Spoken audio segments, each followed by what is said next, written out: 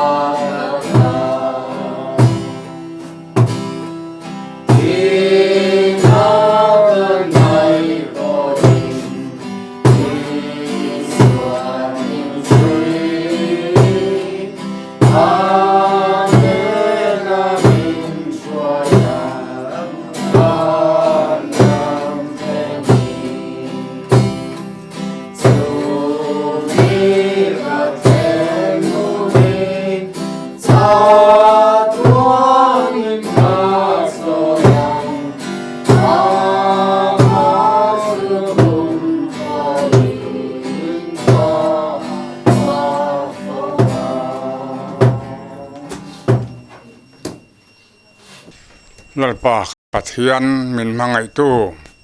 von sabat nia lalpa helaya inkhawmna thatak mai thian duam tenen nang ma thua kan nei dona lalpa nang thara tiang min thua ma a thu sai chu tle anga thatu te zong te pol lalpa i thara mun khata nang na min pol theu turin chu min chandam tu chu min kan di le amen tuna chuanin thu chiar na hun nei turin pulal biak liana in some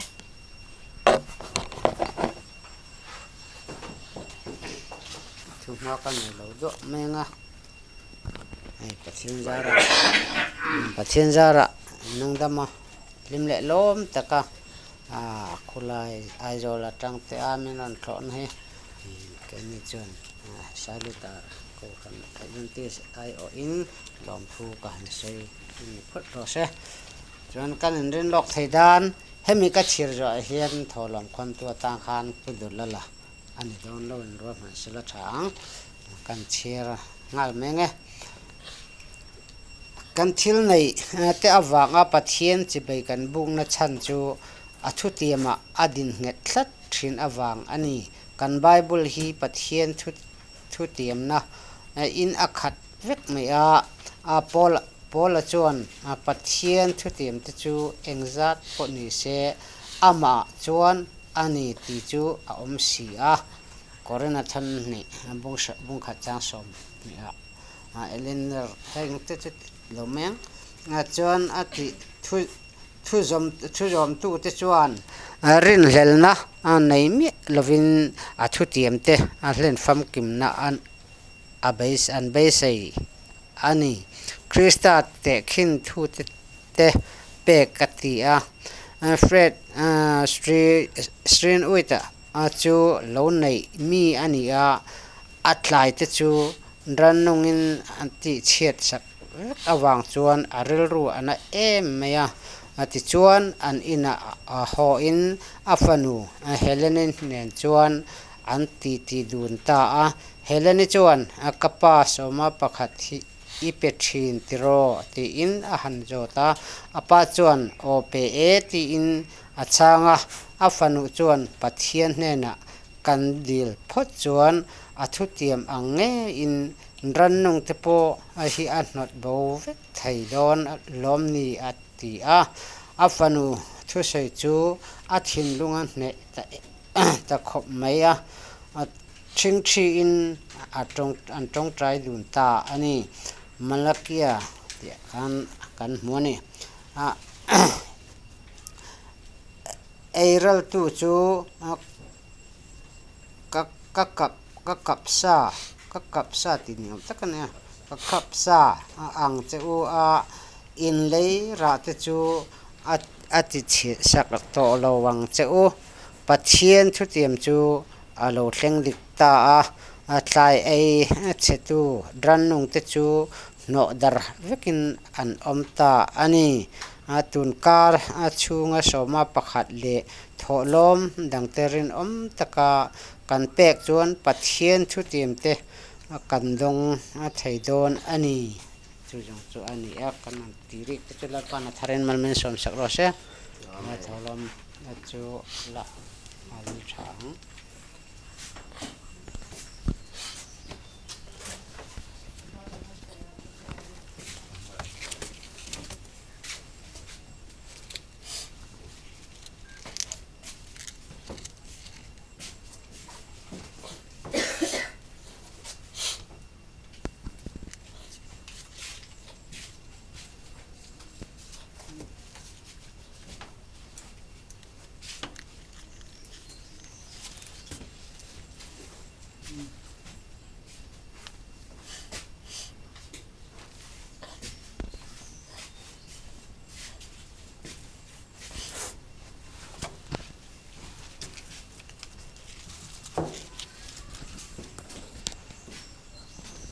thiên hạ của nắng olalpa kan pathian do tak vanami vo in isabat chawlhni thiang hlim tak mai lalpa kaini mi chak lote te tem min mu tir le thaya wang hen ne na rom thu kan ron seya anan telalpa kan thil nei chun kan tho chok tlem te poni se ta lalpa soma pakhat te tholom te lalpa ima kan ron kengkhom le ta nangman lalpa idu anga akal thaina turatan idu angin min man sakla akol tu telaka po lalpa min veng him sak reng turin ikutakaron lanani vo in kan hun chung jong minam puya kan lu lam aya kan holama ate beratang lin ber tlenga lok na ro pui tak te kan nei thei nge na turatan malmin som turin la li suai ming thiang limin karon di le Amen. amen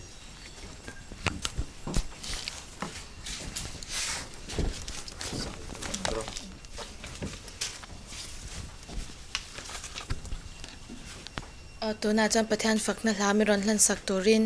biming than moi lo so mang o kan sai thiam wang te lengi mo wang te ni lo ma ro chu pathian ro puinan ka pian pui nung chang min ti moi phau tu ka chandam tu cross min ti moi tu ti la pathian ro puinan kan sange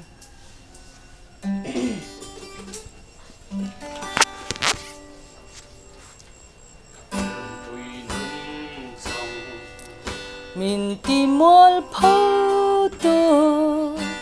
ka chandam tu cross min ti moi tu mi swal bei sei bo shem hun ma bak mai chandam tu ngai ka lo ru me ka chandam tu cross ka han thlir changa ta chuan nun na tui nung ka charta tharau thiang hlim ma pian thar na min pe ka thin lung lo mi aluang liam ta khovel thila chuan reng ka nei lo dai til ka ra mi re thei ka ni ka bei sei chan ber ngai man om lal pa ka chan dam tu cross ka chuang ani ka chan dam tu cross ka han thlir changa chuan nun na tui nung ka charta tharau thiang hlim ma pian thar na min pe ka thin lung lo mi aluang liam ta ram chim buk le thaler tui valong sakhi lui te tui ahal ang hia kanun ram ngai ber chandam na fam kim kathin lung ril hia azong fo chi ka chandam tu cross ka han thlir changa ta chuan nun na tui nung ka charta tharau thiang hlim ma pian thar na min pe ka thin lung lo min aluang liam ta ka chandam tu cross ni tin ka thlir thi ka dam chung zong hiam ka vuan se lang mangai te be se chatuan van ram ma min shrai turin a local thuai do ka chandam tu cross ka han thlir changa ta chuan nun na tui nung ka charta tharau thiang hlim ma pian thar na min pe ka thin lung lo mi aluang liam ta tharau thiang hlim ma pian thar na min pe ka thin lung lo mi aluang liam ta alpan ro pui na chang ro se amen. Divine service hun kan han mang chho do na Sailutar Seventh-day Adventist go run ei voina Mizo conference atangin communication department in kan tloa ti chuan Sabbath school atangin hun limom tak kan manga tun ma in he biak in a hian pulian thunga chau aloin khom thina kan lo hriat danin ama hi member om chun sap tong chon one man church antia mi pakhat chau om na ko ran ti na ni aman dara vua ti chuan khuang amana vua la athanga azaya ti chuan tran na amana manga tholom akhona amaina thaka atong traya divine service amanga amale main soma ti khanin thu cha ngai thatu tu ma an omlo ani a hringa hrana mu thei hi he biak ina hian tu ma an omlo ma se kan rin na mi thi chu ti en ni ta sela chuan heng thut na all day duai a avan tir ko te khan lo khat thap mai thei ni chuwang chuanin he ko ran pulian thunga lo om to na hei ama nge a oma tlo kan tumna rei to ni kan department in tlo kan tumna rei to a ma se kan tlo lei thei lova ti chuan tuna kan tlo thei hi kan lom em mani chu mai ba ka a thanem ngai Paul kan tiang chu final messenger le eng Paul nge ni kha nu ho me trang kopin rong bol nan ne ya helai muna member enge mozat paruk ani mo pasari in minhan bela ti chuan hei vana phei chuan mi som kan chuang ve ni pakhat chau inkhawm thina kha vana chuan ti zat inkhawm tur kan om hi pathian mal som na ni ti kan thria ni lali so Krista minga mi patni emo pathum emo anin khawmna chuan tharau thiang him hianin ti tura nei ni ti kha lali so Krista tongkam kan hmu ni vena hian kan thucha soitur le ngai thak tur chu ka veng te chu tu te nge ti thupui mangin ani don ani le kan thenom kan veng te kan thenom kho veng te kan mangai apoi moni tu te nge kan veng te chu mani ni lo midang zong hi kan veng ten ni chu mangai turin lali so Kristan zirtirna min pe thuthung lui hun lai khan thenom kho veng te laka kan ril ru put mang tur kan hmuwa Leviticus bung som le pokwa chang som pariata phuba ilatur anilova ichipui tha te huat na ipai turani heklo nangma I in mangai angin I then I mangai tur ani zok ke hilal pa chukani atiani kan thenom khoveng te chunga kan ril ruput dan tur chu kan mangai turani phuba kan latur anilo huat na po kan nei tur anilo ti hi kan bible thuthung lui hun lai atang towa min zirtir ani Leviticus bungsom ni panga chang som palia chuan I thenom nena engemo Israela I then omlaka engemo ilei po in bum tur anilo alatiani in bum aphallo kan thenom khoveng te hi kan bum tur anilo lal isu Krista nung chang dik tak hi Seventh-day Adventist te hian he khotla nga hian kan phau chuangai ti chuan he ko ran hi nakina reilo te a kan pung chhodon ani hei ai tam hi kan ron pung thur mayang lali so Krista zirtina Bible min pek ang hi kan thenom tel laka kan nun chua pui ani chuan he biak in hi soi thiangai khopin kan tot lutuk to tin he biak in sak that ngai khopin Seventh-day Adventist ko ran hi he khotla hian kan pung thei don ani Deuteronomy bung somni pasari chang som pasaria thenom ram rison tu chu an chedong in omro se atileni ram rison hi kan du ngai lo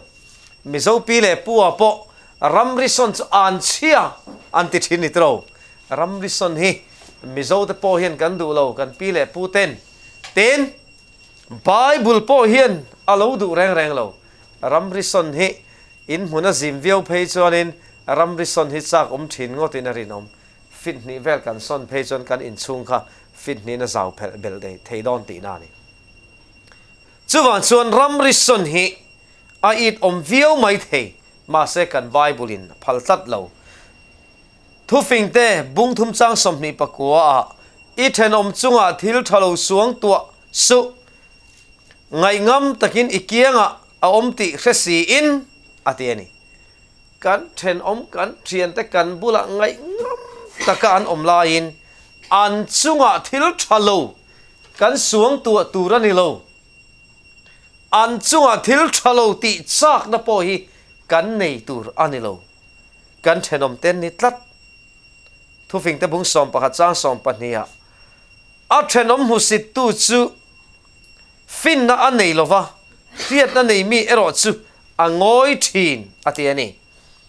then husit tu chu chuan fin na anei lovani atiani chuai kan thenom te kan husit hian pathian thu kan zom lova kan fing lo lali so Christian eng tin nge ti kha lungpui chunga in sa chu pathian thu ria a zom te khang ho kha lungpui chunga in sa te ni ati angen a then husit tu chu chuan fin na anei lova riat na nei mi ero chu angoi thin ati ani chu wangin kan thenom te kan husit hian lungpuya in kan saloti hi kan riat reng ngai tu fing te bung somni panga chang som pariata mani thenom chung changa do soi ching chu tu bo te khan dai te thal hriam takte ani ati bokani na thalowani chu chuan mi ati na theya miril ru ati na theya ti chuan miril ru kan ti nat chuan eng tin nge he khotlanga he chanchin Seventh-day Adventist ko ran chanchin hi kan puan zar theyang a thei lovani chuan tuna kan soi tak ang khan phuba kan la turani lo ngai dam na thin lung kan pu turani kan thanom kho veng ten kan chunga thil thalo antia ngai dam du na thin lung le kan ngai dam ani chuan min thei hil ngai lovang chu chuan na satakin he khotlanga rong a bol donani ram rison hi ching fo mai la kan then oma hian tu nge min nge yang chu tian ni chuan tu nge kan thu cha e to ang eng tin nge he ko ran hi kan pun theyang a thei don lo bani chu wain kan veng te hi lali so Krista zirtin na hela hianin kan honi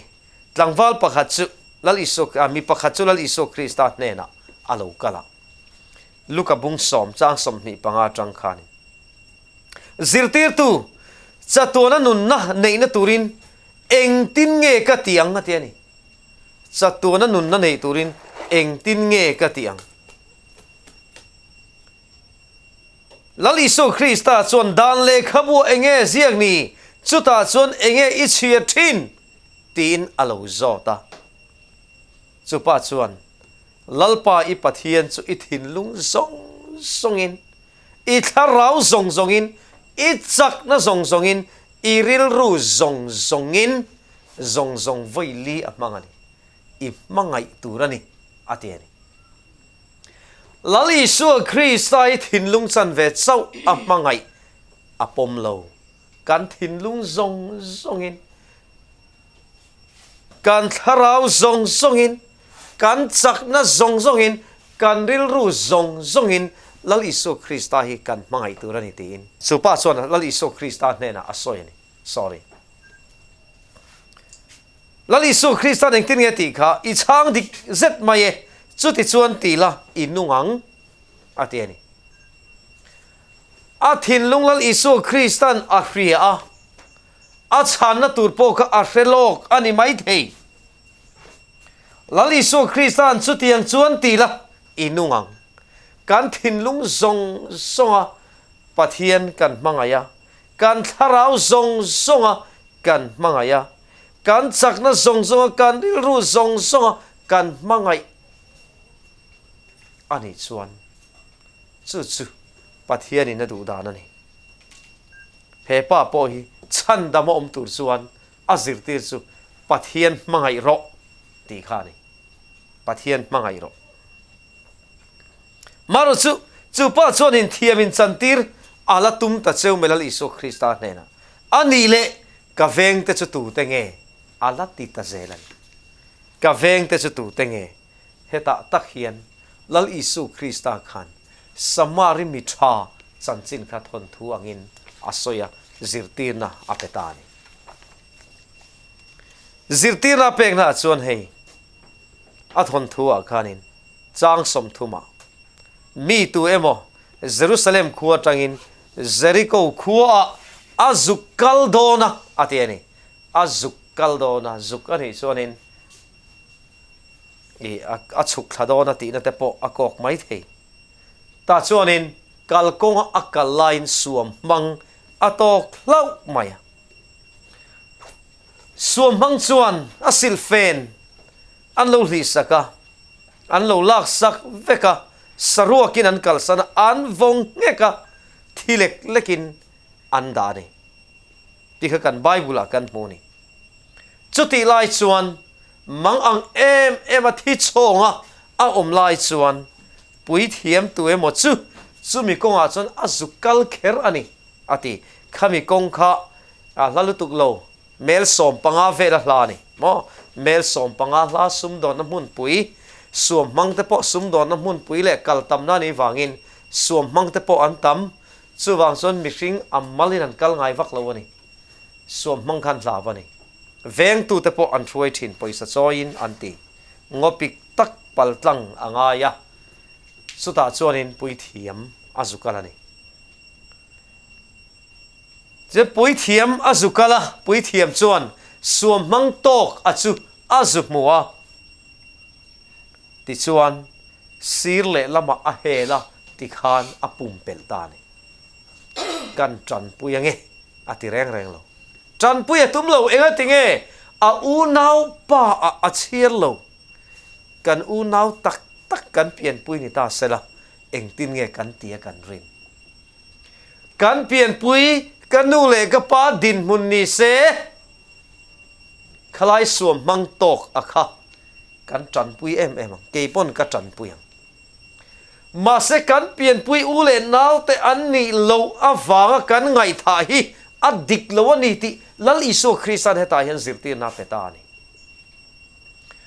amma atang chuan afa te vek kan ne wangin ke ni u nau vek kan nia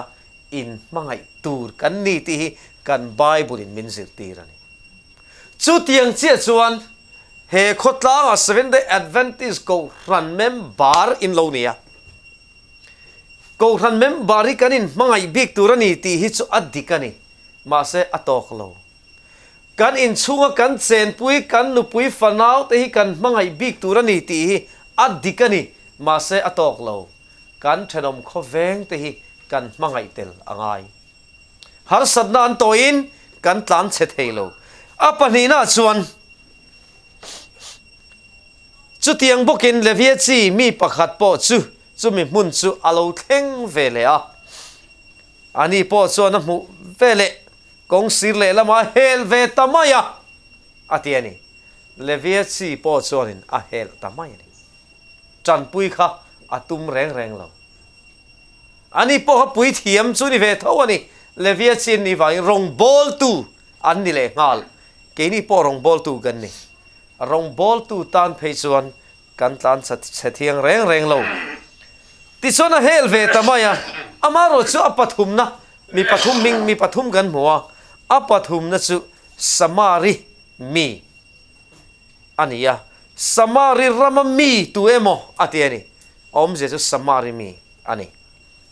chumi huna chuan alo thleng ve le a ani chuan suam mang to ka chu an muwa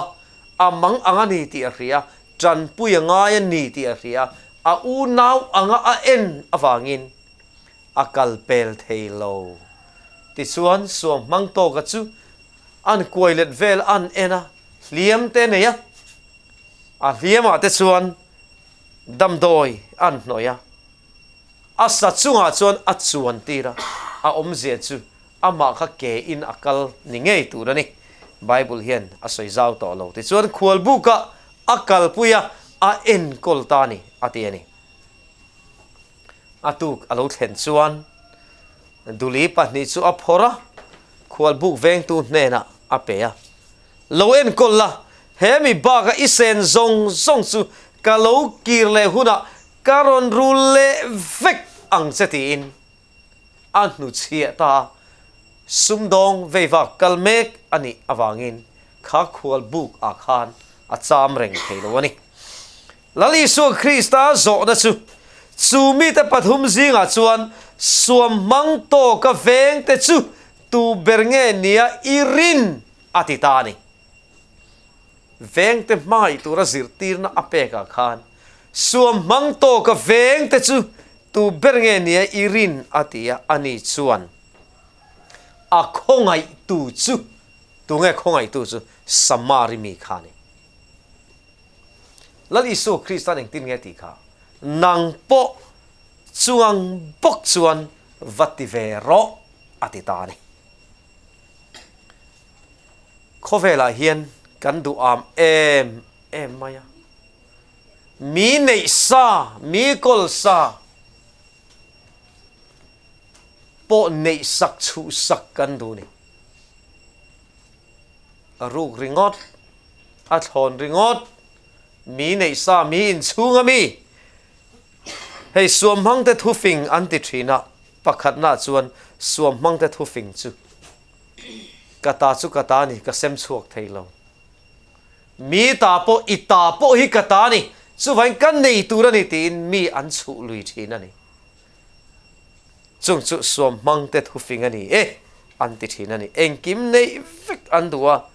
an ta ni turin thei to pan chua thokrim lovin midang nei sa anin ngata nei antum the hetiang din huna hian kan ko ran hi kan ding ve tur po ani lo marchumi pathum kan oma panni na chuan kata chu kata ni ita chu ita ni ya ka pe bok lowang chenga min pe bok lo la in ti buai lowang kan om thin tro mi nei po kan ei du chuang lo kan nei po min ei don se kan phal chuang lo in zen pol kan du lo a Christian chia lo ne hei po hi chu chu tu thu fing nge pui thiam le via chi te kha mi an tran pui lo khan thiama an la in nga ya ni an ta an seng lo wa eng ma sen an nei lo tin mi po kha an tan an in seng kher lo mai the he thu fing po hi ala tha chi lo kalak sak lo wang cheng anang po min lak sak bik su ka pe lo wang chenga min pe bik su mani omin omang mi tu ma an pui lo wa midang pui po an phut chuang lo chu tiang mi hring chu khovela kan omani Christian nun dik tak ani em ti chui tai la ani chuang lo heng hi ala ni chuang lo heng ho hian boina la ka in nam noi an du lo mania oma eng ma boina nei lo om mai mai an du ma se chu chuan thenom khoveng mangai na ala kok lo wani thu fing pathum na samari mi thu fing samari me thu fing chuan kata chu kata ni ma se ita po ni ve boka chu wangin itan ka mang don ti thu fing khovela mi hi han chut ula I philosophy of business anti hemi sum chung changa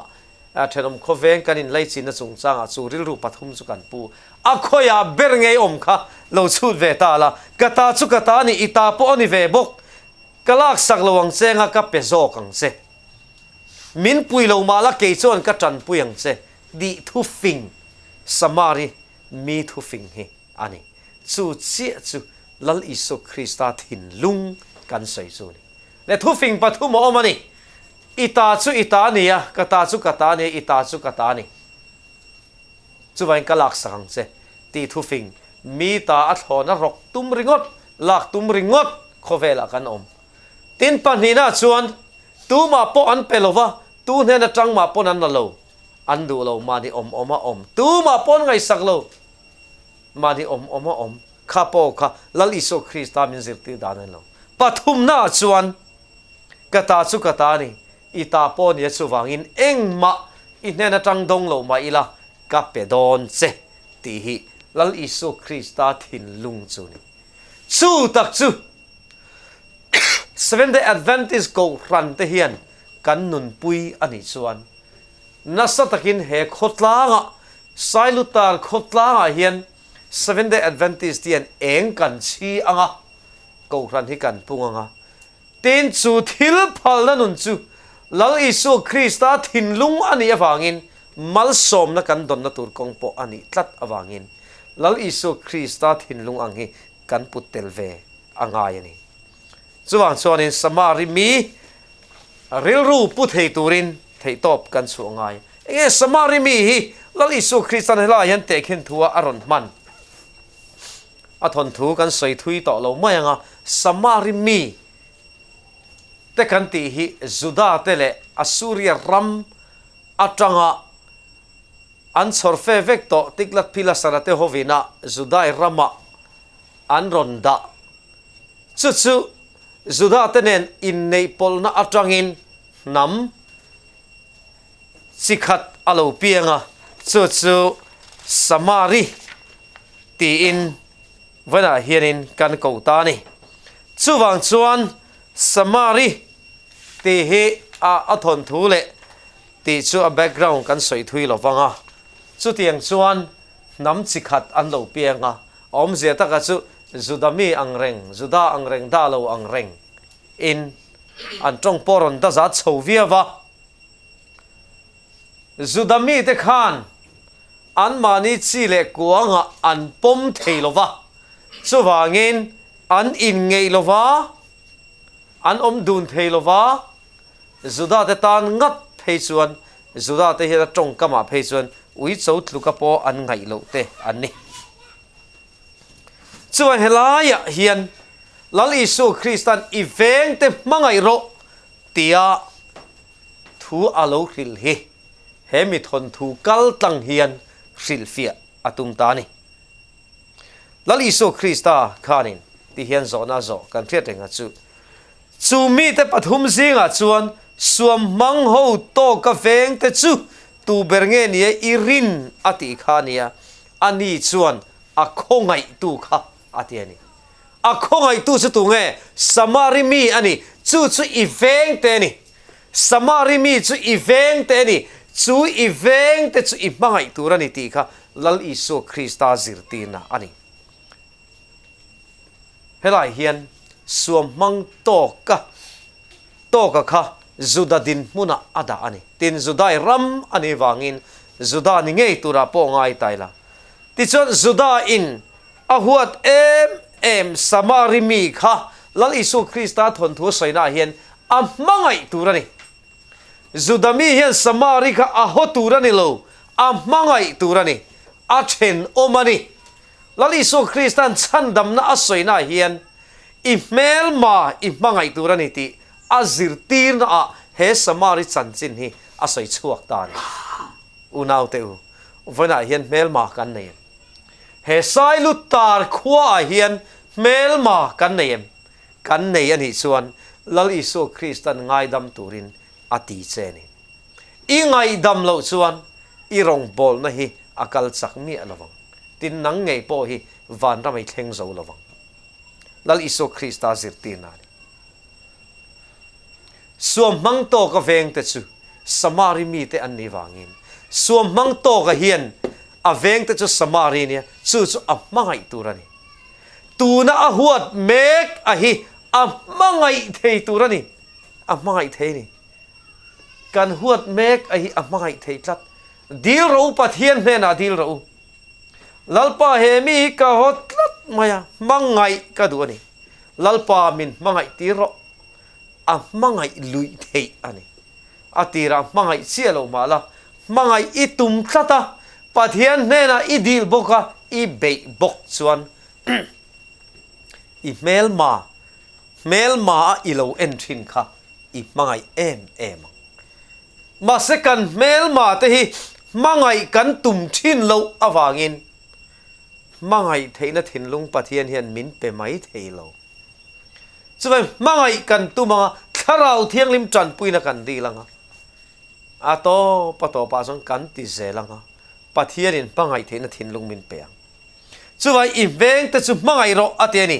ta sondal isu Christian adota enge soi kan ti chuan nang po chuang chuan ti ve ro atiani ti ve ro ati hi samari mi in Juda mang ang taksuam mang tok mek chunga ati akha asoina ania chutiang chuan nang ma ho em tu suam mang tok emo an omani chuan chutiang chuan vatran pui vero ti kha akhilani heta hian samari mi in ama ho em tu Juda kha atran pui theya chutiang chuan vati vero amangai ain keini point min hotu te hi kan mangai ve turani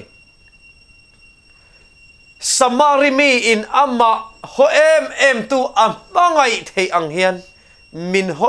em tu hi kan mangai le turani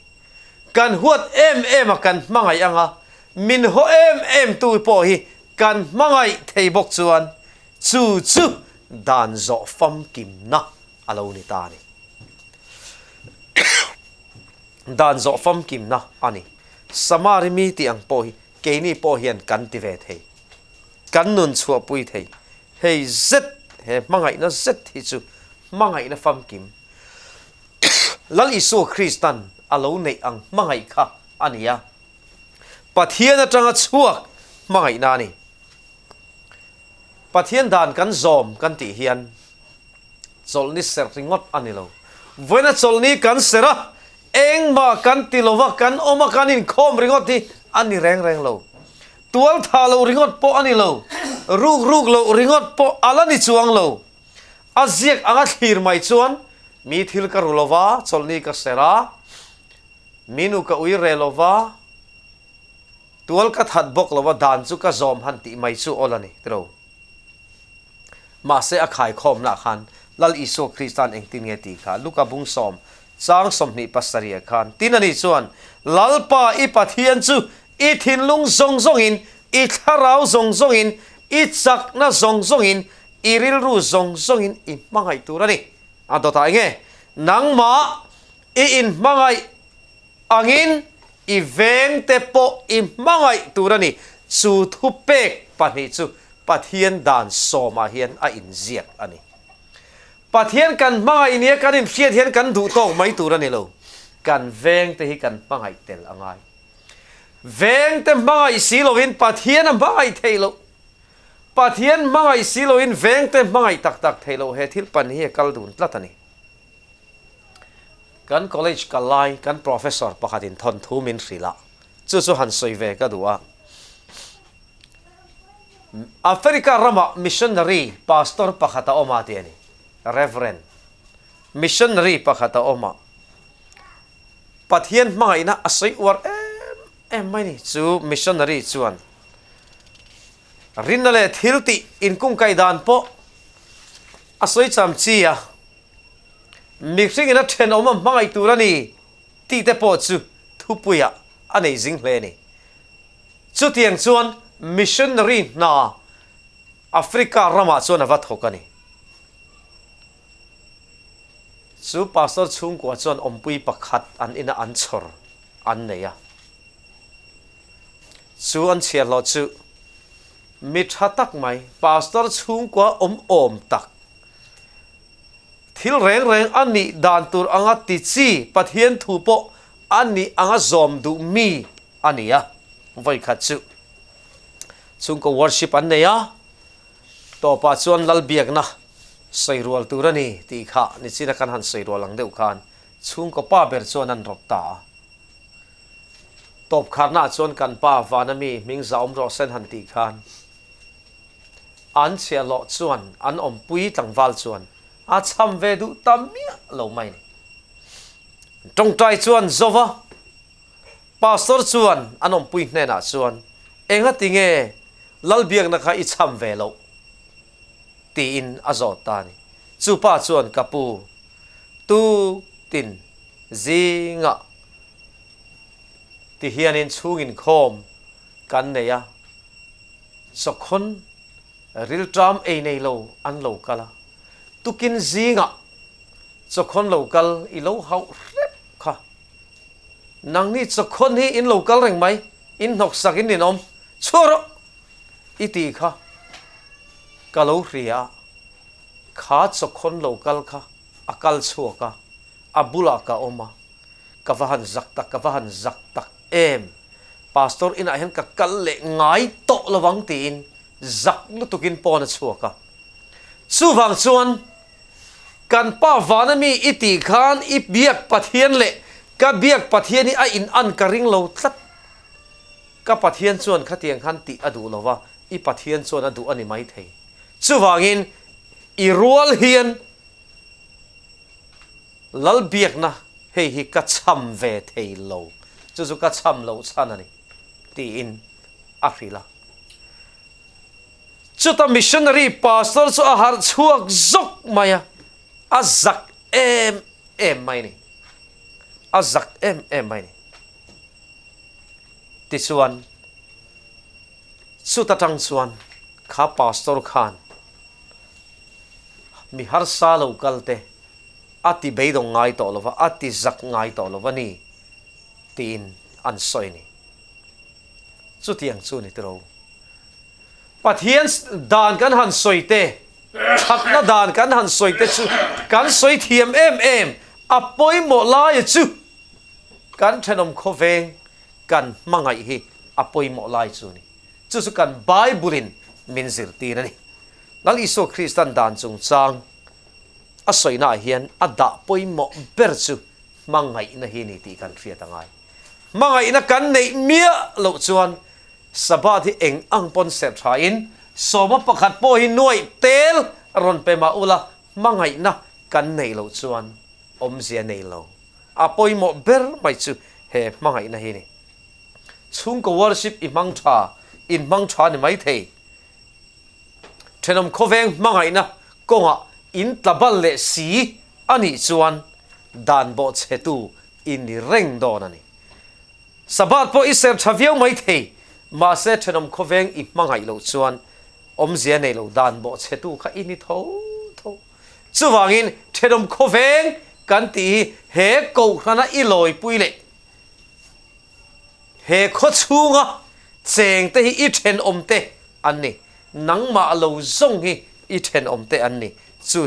I mangai turani ti kha kan bible in min thrilani rom bung som pathum chang soba mangai na in veng te ati kholo ngai lova chuwangin mangai na hi dan zo fam kim na ati ani kan bible chuan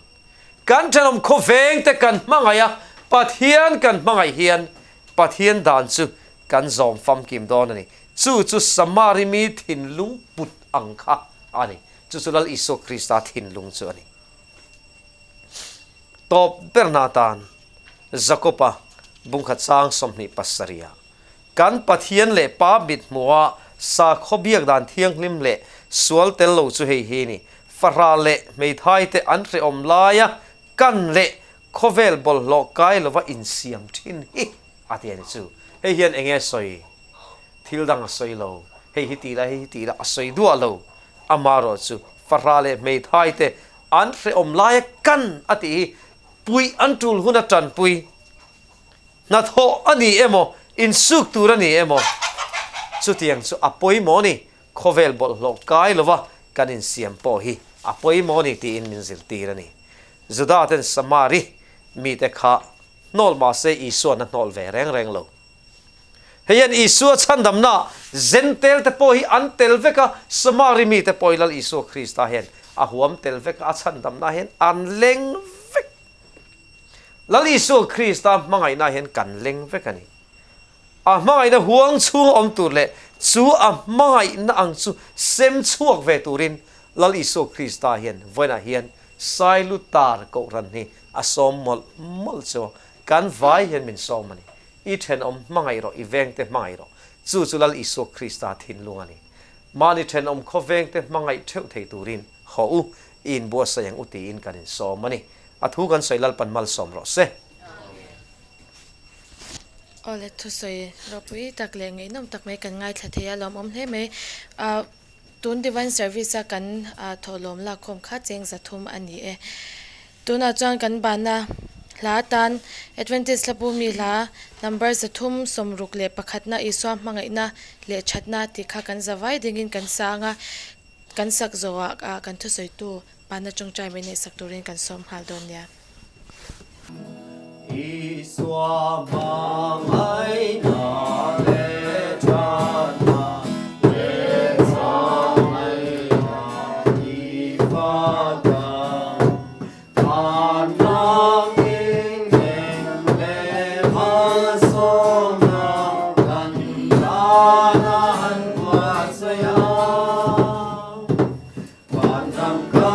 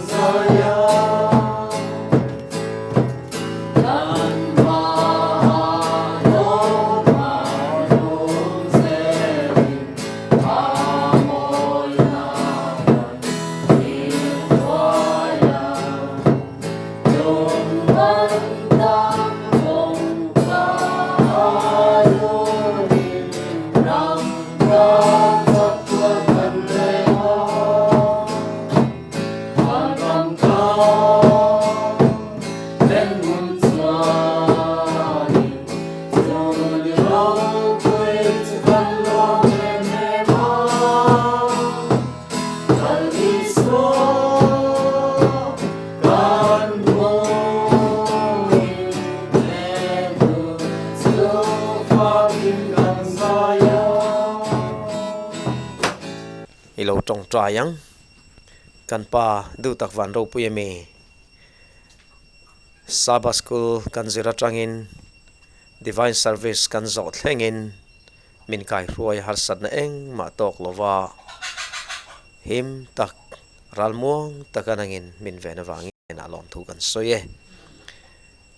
eta tanga kan chu huna poi tharawin nangin min chen chil zella I chawlhni thiang hlim taka ser chunjam thei tur nang min tran puyang che kong eng ki ma imal somna min vura min en kol turin Isu mingin kan dile amen.